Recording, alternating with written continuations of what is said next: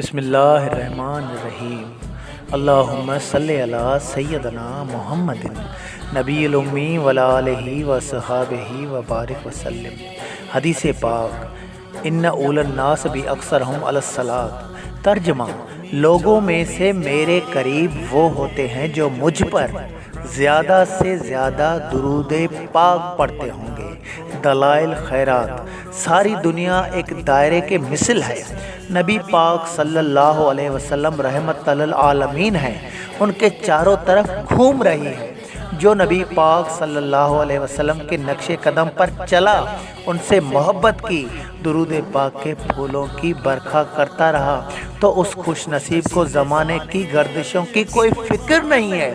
تاریخ گواہ ہے کہ نبی پاک صلی اللہ علیہ وسلم کے چاہنے والوں نے پورے جہاں کو فتح کیا ہے۔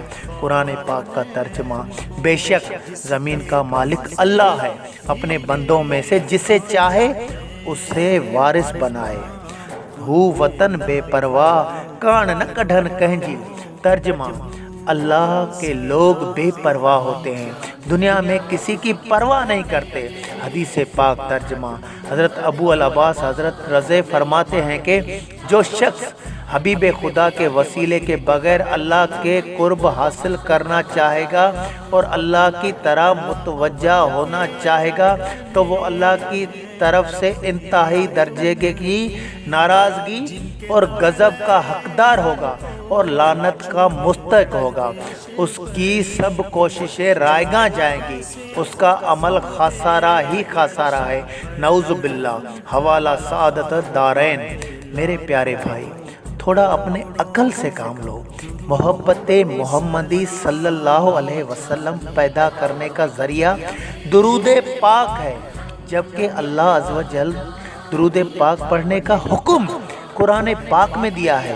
نبی صلی نے خود اپنی حدیثوں میں مومن مسلمانوں پر واضح کر دیا ہے، درود ہی دین اور دنیا کی دولت ہے۔ تھا ہر حج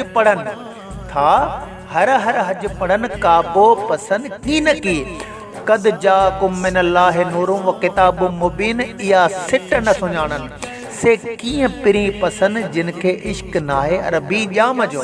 ترجمہ: وہ بار بار حج پر جاتے ہیں، لیکن کعبہ اللہ کا ان کی نظروں سے اوجھل رہتا ہے۔ اللہ کا فرمان ہے، میں نے کتاب اور نور سے تم کو نوازا ہے۔ وہ اس بات کو نظر انداز کرتے ہیں، وہ کیسے محبوب کے دیدار کریں گے، عربی محمد کو نہیں پہچانتے۔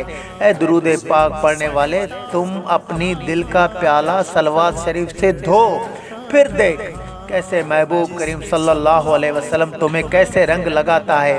پھر تم اس صاف شفاف دل پر درود شریف کے وسیلے سوز اور چاہت سے اپنے آقا کو پکار کر تو دیکھو، جیسے خالد بن ولید نے اپنے محبوب سردار کو بلایا تھا۔ ابن کثیر کے البدایہ والنہایہ میں آیا ہوا کہ جب حضرت خالد بن ولید تمام تھوڑے اصحاب کرام کے لشکر ساتھ کر کے مسلمہ قذاب کے 60,000 فوج سے مقابلے کے لیے آیا، تو دوران جنگ مسلمانوں کی جنگ کے ہارنے کے آثار نمایاں نظر آنے لگے۔ تو حضرت خالد بن ولید مسلمانوں اور اصحابوں کے طریقے کے موجب مدد کے لیے بلایا۔ ثم نادا بشعار المسلمین وکان شعارہم یوم یا محمد۔